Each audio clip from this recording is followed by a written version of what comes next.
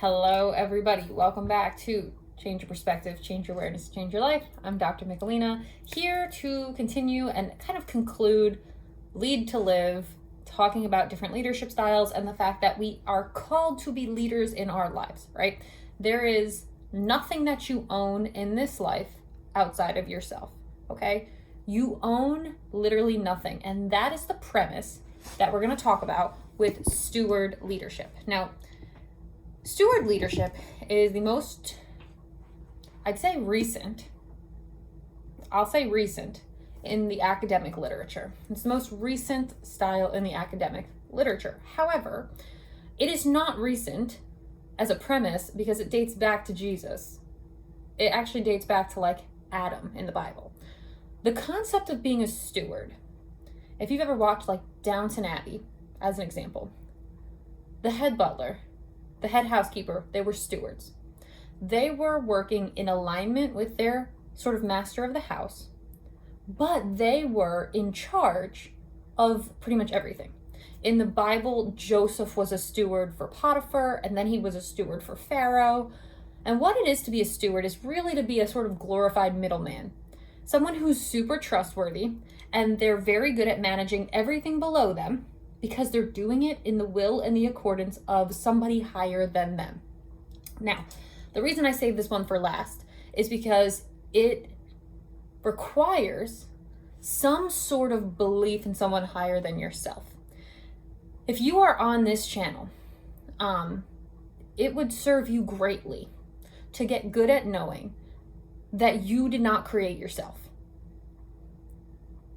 You did not create the universe. You did not create your house. You did not create a lot of stuff, okay? We are the happy recipients of a lot of things that were created for us by our ancestors or by somebody smarter and better and higher than us. Now, you already know me. In my belief, that is the Christian God. I do not personally care what your belief is. I really don't. It's not really my place to try to sell you on Christ. That's up to you. If you're interested in more, go check out my Minister Michelina page. But if you're not, that's fine too. Because I like to be able to separate come home to self and come home to Christ. Now, admittedly, I think that Christ is the source of all truth and wisdom. So I think that even when you come home to yourself, you're actually coming back to that. But that's neither here nor there, because it's irrelevant to me if you come to it in this lifetime or if you never come to it. However, for the sake of stewardship, you need to believe in something higher than yourself. And I think that is both very easy to do and sometimes very hard to do, right? Because we're very used to being self-centered in some ways, and in other ways, we're very good at being self-effacing, where we pay attention to everybody else but ourselves. And neither of those are great. Not really. Because we don't know ourselves very well. And we can never serve people greater than they've already served themselves. So stewardship means you're serving somebody higher than yourself. Now, if you don't actively know who you're serving, you're doing one of two things. You are either A, serving the government, and I know we don't like to think about that, but pretty much everything you do is in service to the government, or some organization that you work with, or someone somewhere. And or two, you're acting as an agent. And an agency is the opposite of stewardship. So agency theory of leadership is the opposite of steward leadership. Steward leadership is I am managing these resources for someone else in a trustworthy way, and I own none of it. Agency is I'm doing this for myself and it's all mine and I own it all. Now, the problem, of course, with agency is you own nothing. There is nothing that can't be taken from you in this life. And that's the sad and honest to God truth. Like, that's it. Everything that you produce can be taken from you. There's a big argument too about like when you're creating and when you're a creator, the thing you produce no longer belongs to you, right? So I'm creating this video for you guys, but the minute you watch it, it's yours also. You cannot unwatch it. So this doesn't even belong to me, not really. Additionally, if YouTube wants to kick me off yesterday, they could, because it doesn't belong to me there either, because it belongs to YouTube. And YouTube doesn't even really belong to the creators of YouTube, because the internet could kick them off, and then guess what? Like, right, it's a constant. We're all just very interconnected. And it's a constant understanding of that fact of your house can be taken from you, your car can be taken from you. Like, there are very few things that we actually legitimately own, with the exception of ourselves, right? And so agency theory, a lot of us function as agents without realizing it, thinking we own all of these things, when really we don't realize how interconnected they are. Let's say you own your Mercedes. If tomorrow you didn't renew the insurance for it, didn't renew the registration for it, what good is that ownership of that Mercedes? It's not. You can't do anything with it. You can't drive it. Well, you can illegally. See if you get yourself in some trouble or not, right? Like, everything that we own has strings attached to other people who dip into the ownership of it. Same with your house. You can, let's say you own your house, but you decide you're not going to pay your electric bill, you're not going to pay your municipality taxes, you're not going to pay anything on it. How long do you think you're going to want to stay in that house? Because, yeah, you own it, but you don't own it, because you don't own every aspect of it. Now, if somebody, here's real true ownership, they own the land, they built the house, they service the house with their own gas, electric, and water. Okay, well now maybe you're proving me a liar. But most of us in this day and age, the system is not set up like that. And so to some degree, we are all stewards. We think we're owners. We think we're agents of our own stuff. We think we're functioning as an agency leadership. But actually, we are all stewards. We own none of this. And it can all be taken from us. And a lot of people would look at that and get really, really depressed. But here's what steward leadership does, which I love. And I think it's a cool mentality for you to adopt since you are in steward leadership and you probably don't even realize it. It is this. And again, I'm always aligning to God. So I'm just going to, God, okay, I have this for a season. You've put me in charge of whatever this thing is for the time being. Help me to leave it better than I found it. Help me to show up and do the best that I can while I've got it. Help me to appreciate it while it is here. Because I know nothing lasts. For good and for poor, right? Nothing lasts. And I've had enough shifts in my life to really get better at adapting to the constant ebb and flow of the change cycle. It always happens, right? And so what ends up happening is we can be very appreciative and live in the moment much more effectively when we consider ourselves stewards and not agents. When we are agents, we get into victim mentality when things get taken away from us. We get into grief and depression when we lose things. We get into entitlement because, oh, this is mine. I worked for this. Agency is actually very damaging. It's very detrimental. Stewardship keeps you very present, keeps you very humble, keeps you very aware. It keeps you very like, wow, I'm only going to be in this house for X amount of years. At some point, it's going to go. So I want to love it every second I've got it, knowing it's not going to stay. Even like your forever home, right? This is my forever home. I'm never leaving this home. You do not own that home, and eventually it's going to someone else. It might be your kids. You might end up dying. It might end up getting sold. But at some point, you're leaving that house.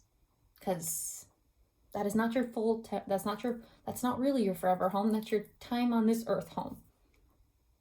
And I know people get really anxious about this because it brings them up against their own mortality. And we don't like to think about death, and we don't like to think about what happens when we leave, you know? But death is a part of life, and I think it's always worthwhile to consider. And the number one thing about being a good steward is realizing your own place in the chain of order, right? Where do I belong in the chain? So, stewardship is a very, very cool premise when people are not afraid of the fact that all this life is temporary and transitional. And if you really want to come up higher, you want to transcend, you want to self-actualize, you want to better understand the ways things work, the seasons, the signs, the cycles, you have got to get good at coming to face with the reality of things. And people don't like to do that. That's why we function a lot as owners in agency theory, because it seems safer. It seems less scary. It's so much easier to say, oh, I paid my car off and now I own it. Because I don't want to say the sad reality of the thing, because sad is how you look at it. But the true reality of the thing is you don't own that thing. And it doesn't mean you're going to have it forever anyway. So why I like stewardship is because it keeps us present, humble, and grateful if we will allow it to. And you are here to change your perspective, to change your awareness, and to change your life. And this is the number one thing. People are always like, Michelina, like your point of view, like it's so singular. That's a fact. It is. I've worked real hard for this wisdom. There's been a lot of things that I've had to go through and transcend to get it. And so that is part of the process of changing your perspective, is to come out of whatever perspective you currently have and consider a different one, a higher one, or at least a different vantage point, right? The view from the valley is very different from the view from the mountain, is very different than the view from the plain. And I think they're all valid viewpoints. Now, I can see all those views. I call one eagle vision. I call one ant vision. I can see it all. Worked hard for that because I did things like consider things from a stewardship perspective. The thing about self-awareness, what I'm always trying to grow for you on this channel, or help you to grow for yourself, is that it gets you to really understand well where you start and where you stop. And I was talking about this on a video the other day about how we are in a culture that's very self-obsessed, and self-awareness is not self-obsession. That's two different things. Self-awareness helps you be a good steward. Self-obsession puts you in the agency category. When you are a self-obsessed person, you're only thinking about yourself, and you're only thinking about what you want and need, and what it is basically is you go in the kitchen and you're like, I want everything in here and someone needs to make it for me. Self-awareness is not that. Self-awareness is, okay, this is who I am. This is what I've got to offer. This is how I can use it to help the world. This is what they have that I can't provide. And this is how we can work together. And it's the equivalent to going into the kitchen and making your child a sandwich and thinking, hey, I'm going to make myself a sandwich too. You see that difference? And so stewardship, and this is why I always will advocate authentic steward leadership. That's the thing that I teach. That's the theory I like the best. That is the thing that I think is the most productive. And actually, that doesn't really exist in the academic literature. I'm combining two theories that I'm somewhat of an expert in. So that's just me. But authentic is come home to self. To me, steward is come home to Christ, but come home to something higher than yourself, whatever that is. And that's the model I think is the most productive, because then you really know yourself well, and you really know where you fit in the world well. And then you don't worry about anything else. You no longer suffer from inadequacies, because you're like, hey, doing the best I can with what I've got. A steward, a servant, is worthy of their hire. So you look around at what you have and you're like, okay, I know why I have this. I'm here to steward this in this time. I'm super grateful for it. And if I do well with whatever this is, I'll be blessed in some other way moving down the line. People who,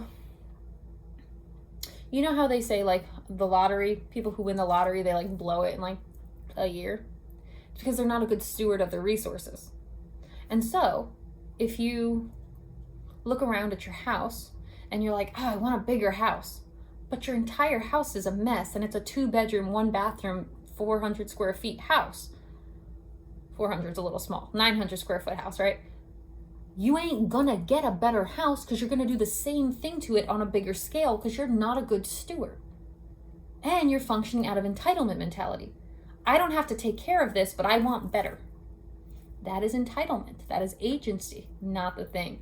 Not productive. Don't love it. If you are interested in steward leadership as a concept and a construct, I strongly advise getting Steward Leadership, the book by Scott Rodin is his name. So it's Scott and then it's Rodin.